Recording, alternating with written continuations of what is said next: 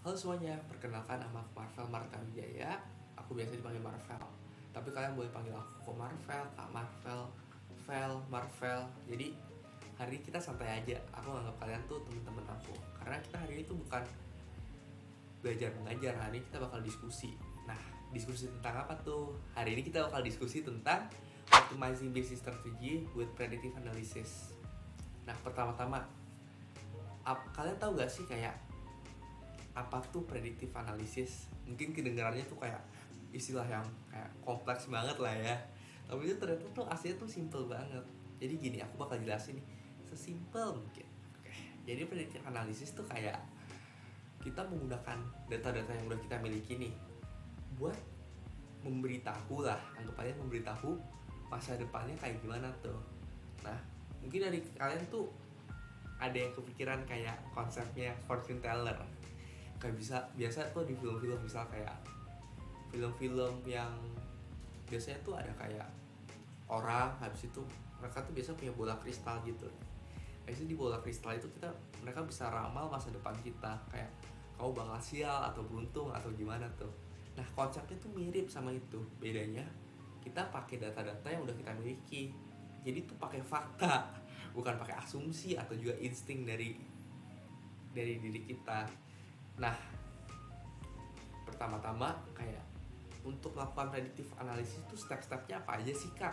Nah, aku bakal jelasin nih kayak step-step yang harus kita lalui sebelum kita bisa analisis masa depan. Masa kerennya gitu aja lah ya. Oke, yang pertama tuh kita harus kumpulin data yang bagus. Nah, data yang bagus tuh kayak gimana sih? Data yang bagus tuh data yang lengkap. Data yang lengkap kayak contains all informasi yang kita punya, yang kita butuhkan buat yang kita mau, buat target kita nih. Kan kita katanya mau prediksi masa depan. Nah, kita harus punya data-data tentang masa lalu biar kita bisa tahu masa depannya bakal kayak gimana. Misal kita mau kayak prediksi cuaca, kan di Jakarta lagi panas-panasnya lah nih. Jadi kita mau prediksi nih, besok bakal ada hujan gak sih, besok cuacanya bakal gimana sih. Nah, kita harus punya data-data seperti kayak kelembapan, habis itu kayak saat ini tuh pada cuaca ini tuh suhunya tuh berapa. Habis itu kita punya data-data tuh yang berkaitan sama buat hal-hal yang bisa kayak mempengaruhi cuaca. Jangan hal-hal yang kayak gak berkaitan, kayak misal berapa orang pakai baju merah, itu gak berkaitan ya. Habis itu yang kedua tuh kita harus bersih data. Nah, tentunya dari data yang kita miliki tuh masih memiliki banyak banget kayak hal-hal yang masih bisa dibilang kayak belum cukup bersih atau bisa dibilang kotor lah. Kayak misalnya kayak null value, maksudnya value yang itu benar-benar kosong. Nah, itu kita tuh bisa antara kita ya udah kita buang aja, atau juga kita bisa replace tuh dengan kayak misalnya mean dari misalnya cuaca atau juga media dari cuacanya, agar kita bisa mempunyai data yang bisa nanti kita prediksi. Nah, selain itu kita juga harus kayak hilangin data-data yang aneh nih. Misalnya kayak kita tahu nih di Jakarta tuh kayak paling panas tuh mungkin 37 derajat lah ya. Jadi kalau misalnya ada suhu yang 50 derajat, wah itu udah bisa dipastikan tuh datanya salah nih. Jadi kita harus hapus tuh. Yang ketiga tuh ada yang namanya buat model prediksi. Jadi apa sih kak itu model prediksi? Jadi model prediksi tuh kayak model dari prediksi yang akan kita buat. Gimana sih cara buatnya? Nah, di sini kita bisa menggunakan machine learning ya, teman-teman. Jadi kayak dengan data yang kita miliki, kita bakal split, ada yang di train, yang juga di test. Nah, kemudian kita bisa membuat model dari prediksinya menggunakan machine learning. Nah, kemudian setelah kita jadi nih kayak modelnya udah kayak gimana, pasti kita butuh penguji dong. Kayak kita harus uji modelnya biar menghasilkan akurasi yang sangat baik, misal mendekati 1. Karena mendekati 1 itu artinya mendekati 100%. Kayak prediksi kita udah pasti bener lah, kayak udah wah dewa banget nih kita bisa prediksi tuh hampir 100% bener. Nah, kita harus kayak uji coba terus. Habis itu kita gunain teknik-teknik tertentu sehingga hasil yang kita inginkan tuh bisa sesuai sama hasil yang keluar di modeling kita.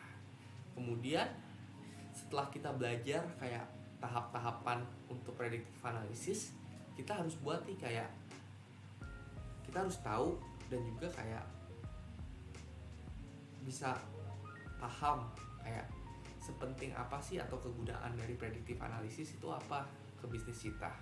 Yang pertama, kita bisa segmentasi dan juga menentukan sasaran pengunjung maupun kayak konsumen kita. Misal nih kayak kita punya sebuah toko, bisa dibilang tekstil lah ya, baju. Nah, baju kita tuh target marketnya dibagi menjadi 3 berdasarkan usia. Berdasarkan data yang kita miliki itu usia konsumen kita, ada yang teenager 30%, habis itu sisanya yang lansia dan juga orang-orang tua lah, kayak gitu. Jadi kayak dengan mempunyai data 30%, wah ini tuh mempunyai kontribusi yang cukup besar terhadap penjualan produk kita. Kita bisa tuh kayak mulai cari tahu, nyusun strategi kayak anak-anak muda zaman sekarang sukanya baju kayak gimana sih, yang desainnya kayak gimana, ada logo atau grafiknya tuh kayak gimana. Nah, dengan menyimpulkan hasil tersebut, kita bisa tuh kayak mulai produksi baju-baju dengan varian yang diminati anak muda, agar dengan target pasar kita 30% ke anak muda, kita bisa mencapai keuntungan yang maksimal. Yang kedua, itu bisa memprediksi permintaan. Kalau ada supply pasti ada demand dong. Nah, di sini demand bakal berperan penting tentang keuntungan dari perusahaan kita, karena tentunya konsumen kan yang bakal mempengaruhi keuntungan kita. Nah, demand tuh ada karena tentunya harus dibarengi dengan supply. Nah, jadi kita harus tahu kapan tuh kita bisa supply banyak, kapan tuh kita harus supply ya cukup sedikit. Dengan predictive analysis kita bisa melakukan hal tersebut. Kayak misal nih di 2019 ada nih brand A yang terkenal banget nih, modelnya tuh misal kayak gini lah ya, bajunya kayak gini, ada muka kecilnya. Nah, itu merupakan tren di 2019, kayak demandnya tuh meningkat 2 kali lipat. Nah, di 2003 ada tanda-tanda nih kayak beberapa orang kayak udah mulai terlihat menggunakan, atau public figure udah terlihat menggunakan baju model kayak gini. Nah, tentunya dengan kita mempunyai data 2019 akan mengalami lonjakan permintaan, di 2003 kan mengalami hal yang sama. Nah, kita bakal produksi nih di 2003 kayak baju yang kayak gini tuh kita produksi besar-besaran agar kayak bisa mengikuti dengan demand-nya, karena udah pasti meningkat kan, kayak mengikuti tren sebelumnya. Jadi kita bisa mendapat keuntungan tuh yang besar. Jadi cuan number one. Yang ketiga tuh manajemen resiko. Nah, sebagai seorang businessman tentunya kita gak bakal jauh-jauh lah dengan yang namanya resiko. Orang tuh pasti kadang suka jatuh, kadang suka bangun juga. Di masa depan nanti aku juga suatu saat menjadi businessman, jadi aku gak asing lah sama yang namanya resiko. Kayak udah pastilah kita gagal, tapi yang paling penting tuh cara bangkitnya. Nah, jadi gimana sih cara kita manage resikonya biar gak terlalu merugikan buat kita. Kayak kerusakannya tuh harus diredam seberapa biar kita gak terlalu terdampak. Kayak misal nih di awal-awal pandemi COVID, kayak lebih dari 1.000 karyawan mengalami PHK di perusahaan kita. Nah, dengan data yang kita miliki itu kita bisa memprediksi nih kayak apa sih yang harus kita lakukan biar gak ada yang namanya PHK. Kan kasihan juga nih kayak orang-orang juga punya pekerjaan, habis itu punya keluarga yang untuk dinafkahi, tiba-tiba gak punya pekerjaan. Nah, tentunya kita bisa mengatur strategi kayak biar kalau misalnya di pandemi berikutnya atau enggak ada kejadian berikutnya yang bisa mengakibatkan PHK, kita udah lebih prepare nih, biar kayak dari 1.000 orang yang kena PHK kita bisa cuma kenain 100. Kayak itu merupakan solusi yang bisa dibilang cukup bagus untuk meminimalisir resikonya, jadi kayak kerugian yang kita terima lebih dikit. Nah, jadi kita sekarang udah punya ilmu tentang melakukan predictive analysis dan juga tentang kayak apa tuh pentingnya predictive analysis bagi bisnis kita. Nah, jadi aku mau simpulin dulu nih. Kesimpulan dari seluruh pembelajaran kita hari ini, aku mau nyimpulin bahwa kayak poin utamanya predictive analysis itu bukan sesuatu yang menakutkan. Jadi kayak gak semenakutkan itu loh, kayak justru hal itu berguna, bisa dibilang kayak sebuah cheat code lah buat kita, karena kita bisa one step ahead loh dibanding kompetitor kita. Di saat kompetitor kita kayak masih pelongo masih gak tahu apa-apa, kita udah bisa kayak tahu oh tren kedepannya bakal gini, kita harus ngatur strategi gini gini gini. Nah itu sangat menguntungkan buat kita. Kemudian kalian juga harus tahu nih, predictive analysis tuh kita menggunakan data-data dari orang. Tentunya kita gak bisa kayak maksa orang buat nyerahin datanya ke kita. Kita butuh yang bikin namanya kayak ketentuan buat mereka biar agar mereka tuh setuju sama kita.